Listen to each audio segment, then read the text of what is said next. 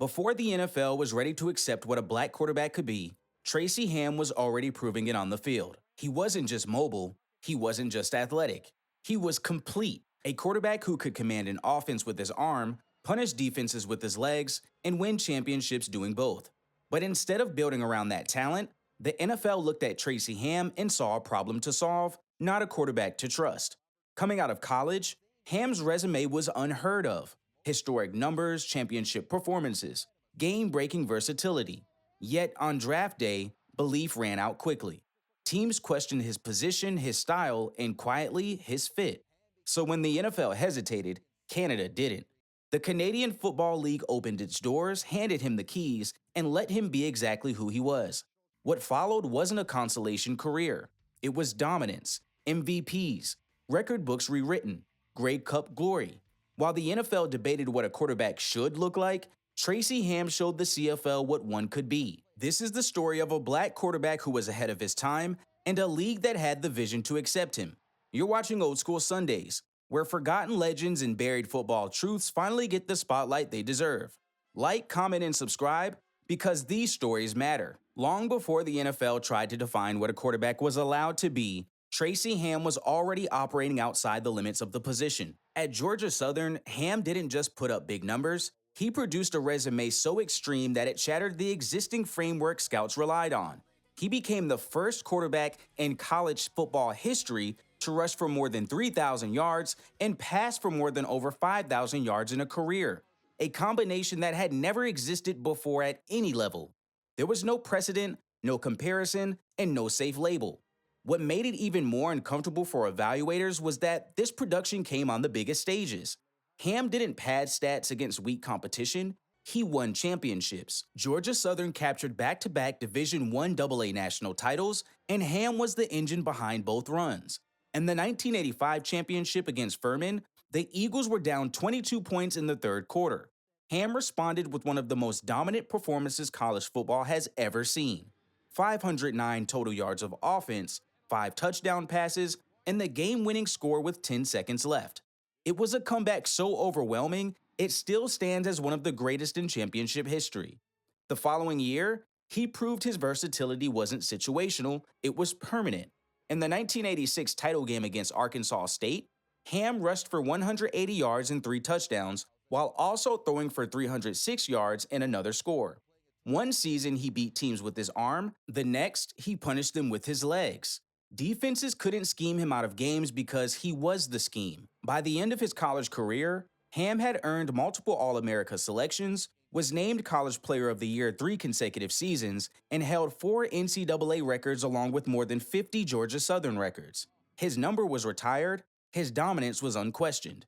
And yet, despite all of it, something felt off heading toward the next level. Instead of being viewed as the future of the position, Ham was quietly framed as an anomaly. Too different, too unconventional, too hard to project. The numbers said franchise quarterback, the tape said winner, but the conversation around him said something else entirely.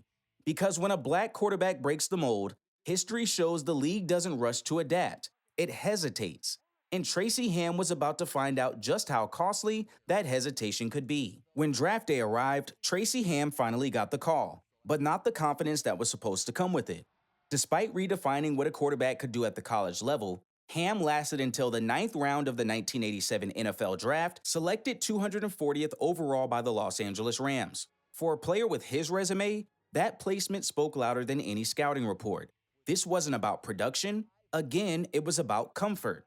Behind the scenes, the message was clear. NFL teams admired Ham's athleticism, but they didn't see it as something to build around. Instead, they saw it as something to redirect. There was quiet but persistent pressure for him to consider other positions, wide receiver, defensive back, anything that didn't require handing him full control of an offense. It was the familiar crossroads black quarterbacks had faced for decades. Change who you are, or fight uphill to remain yourself. Ham made a different choice. Just weeks after being drafted, he signed a 3-year deal with the Edmonton Eskimos of the Canadian Football League. It wasn't an act of desperation, it was a calculated decision. The CFL didn't ask him to reinvent himself. They didn't question whether his legs disqualified his arm. They saw a quarterback and planned accordingly. His first season in Edmonton didn't come with immediate stardom. Ham entered 1987 as a third-string quarterback, sitting behind established veterans Matt Dunigan and Damon Allen. But even in that limited role, he was absorbing a league that valued creativity, movement, and decision-making in space. More importantly, he was learning an environment where quarterbacks weren't punished for being dynamic. That season ended with the Grey Cup championship, and while Ham wasn't the starter yet, he was part of a winning culture that would soon need him. Dunigan was traded before the 1988 season. Allen battled injuries. Suddenly, Edmonton needed more than a caretaker. They needed a leader. And when the opportunity finally came, Tracy Ham didn't need time to prove he belonged. He'd already spent years doing that. The difference now was simple but profound. For the first time since leaving college, a professional league was ready to let him be exactly what he was, a quarterback without limits. By the time opportunity finally arrived, Tracy Ham didn't need a runway, he needed the ball. Ham responded by doing exactly what he had always done: produce. In his first season as the primary starter, he threw for 2,840 yards and added 628 rushing yards, immediately establishing himself as one of the most dangerous dual-threat quarterbacks in the league. Edmonton finished first in the West Division, and the offense looked fundamentally different. Defenses were forced to defend horizontally and vertically, respecting the pass while accounting for a quarterback who could turn broken plays into first downs with his legs. What separated Ham wasn't just athleticism, it was control. He wasn't freelancing, he was commanding protections, reading coverages, and punishing defenses when they overcommitted. In a league that embraced motion, spacing, and creativity, Ham's skill set wasn't treated as a risk, it was treated as an advantage. The 1989 season took everything to another level. Ham delivered one of the most revolutionary quarterback seasons professional football had ever seen. He passed for 4,366 yards and 30 touchdowns while rushing for 1,005 yards and 10 more scores, becoming the first quarterback in CFL history to rush for over 1,000 yards in a single season. Edmonton finished with a 16-2 record, the best in league history at the time, and Ham was named CFL Most Outstanding Player. This wasn't a hot streak. This was a position being redefined in real time. Ham wasn't surviving in the CFL, he was dominating it, rewriting record books while proving that a quarterback could be both explosive and precise. The same traits that made NFL teams uneasy were now driving championships and MVP conversations. Canada didn't ask him to slow down, they leaned in. And yet, even as he stacked historic seasons and individual awards, something strange lingered. His name was becoming legendary north of the border, but south of it, the silence remained.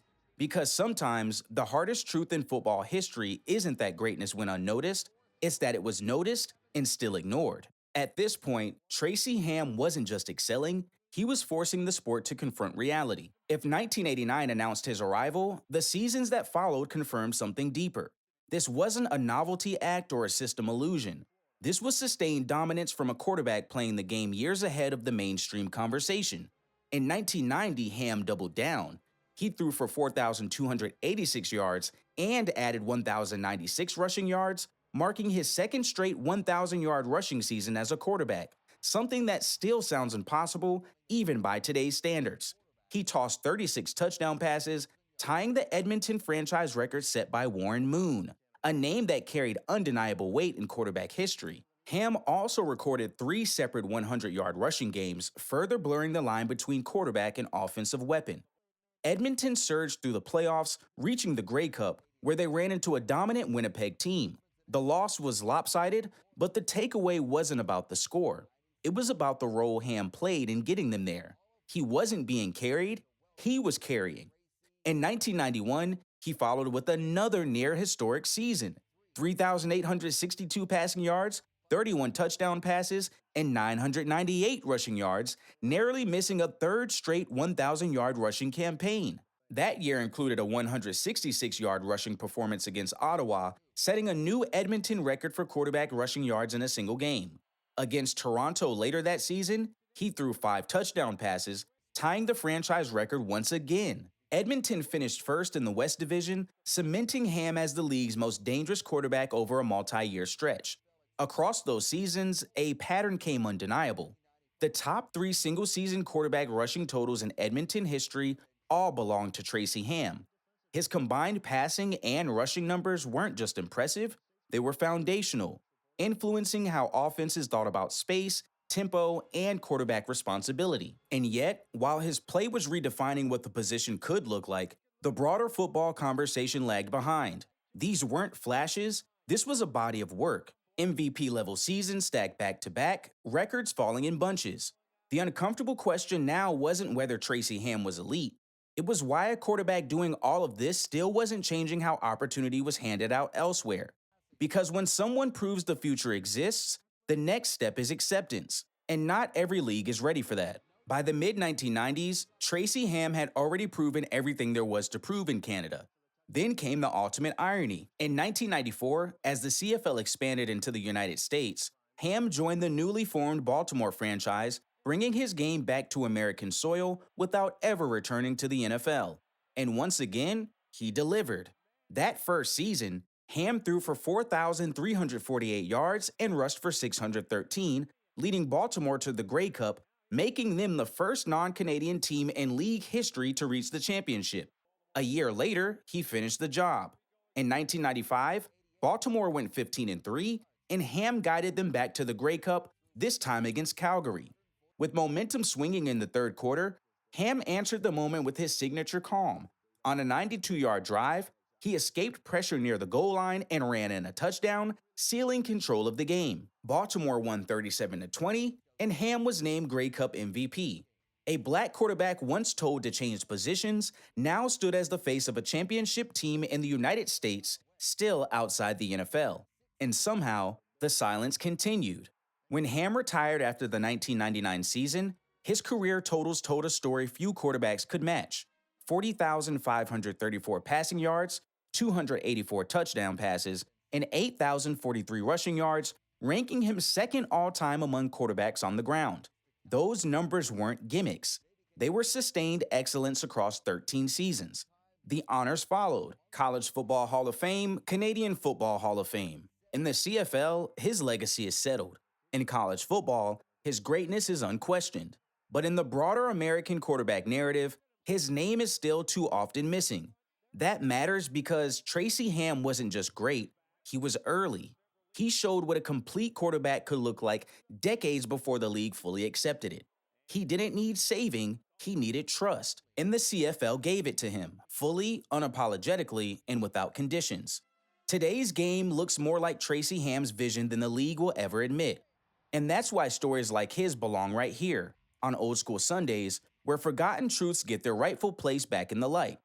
Tracy Ham didn't fail the NFL failed to understand him.